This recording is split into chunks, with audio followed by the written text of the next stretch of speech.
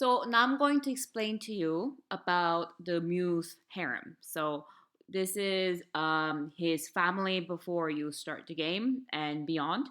So this is the emperor. So he has a lot of wives, has a lot of concubines.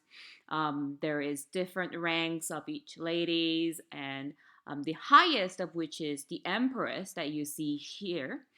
She is from a very prestigious Xiao family. Not quite so clear as to what the Xiao family does, but she's kind of in trouble because there is a rivalry between the Xiao family and the Nian family, and there is a concubine from the Nian family that is gaining prominence as the story arc starts. So, full spoilers up to chapter 23, which is where I am right now. And let's go. So the main characters that we see here is the emperor, as well as the empress, who is technically the king and the queen of the country, and they have a son. Now, later on, we'll find out some tragic things happen to the son. And then there are other members of the family that you'll see that is of a note as far as the ranking and the screen time is concerned. So there is the Nian family, which her brother is the general, and he holds a lot of power. So I suppose she holds a lot of power. And then there is consort Peace, who was having a lot of power until she came along, and she's not very powerful anymore. Now, she actually did kill the emperor empress's son that you see over there. So she actually got killed by the empress at some point in time. And then you see Lilu, who is having a lot of screen time in the later arc to the story. And basically, she looks like the Empress's love interest, who is actually married to the Emperor's brother at this current point in time, is being referred to as eighth princess. So the emperor, even though he has a lot of wives, is actually has a hot thing for his sister-in-law at this point. And there is you, which and this I photo that I took from the male plot storyline, because in the male plot storyline you are the male counterpart's cousin that is in the harem. So your name, surprise, is Ling Ro.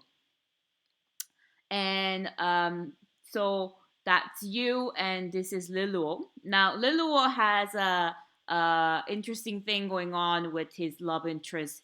Her love interest is actually Kong Zi, which is one of the heroes that you will receive as an orange hero. It's a free orange hero that you receive at a check-in, and she is actually in love with him.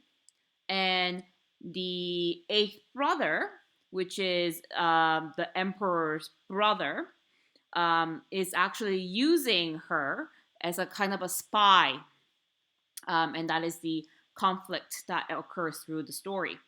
Um, and the thing about the eighth brother is that he is married to the emperor's love interest, the eighth princess, and she looks like Li Luo, and that's why Li Luo is in there. Li Luo was supposed to marry the eighth brother, but she did not. She was sent as a concubine and acted as a spy for the eighth brother to the emperor.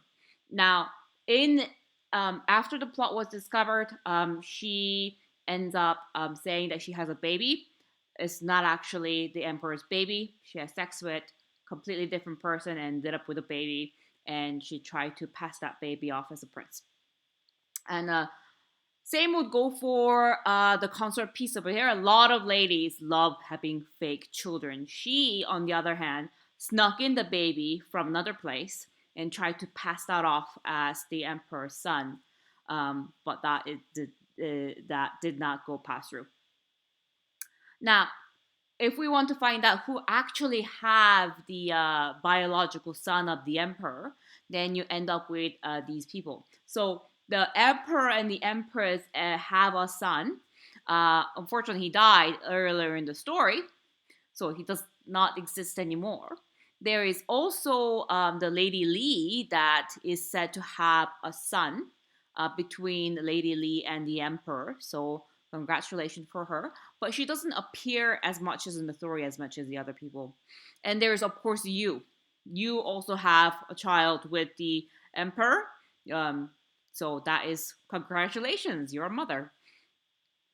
Now there are other members of the concubine that is not as prominently shown throughout the arcs, so it's quite easy for you to forget that they have ever existed. So there are some selections over here. Of course, there is the Lady Diane, and then there's the Emperor Peace. She's actually dead. And then there is your friend over here. She is junior lady. She's the same rank as you. She's doing pretty good, and she's kind of there as a support. You also receive her as a hero character pretty earlier in the story. And then there's this character over here, and she is a paladin, so she's kind of lower ranked, but she's also your friend. So it's good to know that you actually have a friend in this story, rather than never trying to kill you.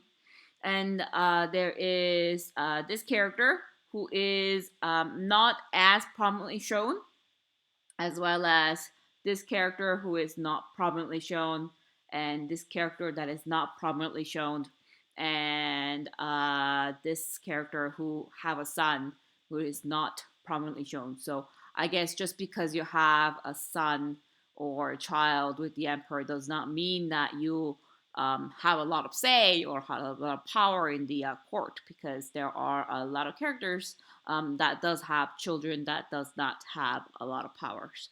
For example, she is, even though she has a son, does not have a lot of power. It might have to do with her background. She is said to be from originally an actress, so that is a pretty low class job as far as Chinese society is concerned. She had a son, but he died earlier on before it actually grew to adulthood. So she is pretty low ranked and does not appear as much. And she is, even though she does not have a son and she does not have a lot of favor, she seems to be from a pretty important bloodline. And that is the reason why she speaks a lot in the little shortcuts to the story. That is my impression. Also, she just generally looks very creepy, and she is just there because this is the emperor's actual love interest, because she looks like the eighth princess. We have never seen the eighth princess, but she looks like a princess, and she's a spy, so that's where a lot of the story tends to focus on. So that is my summary as far as the emperor's harem is concerned. Thank you.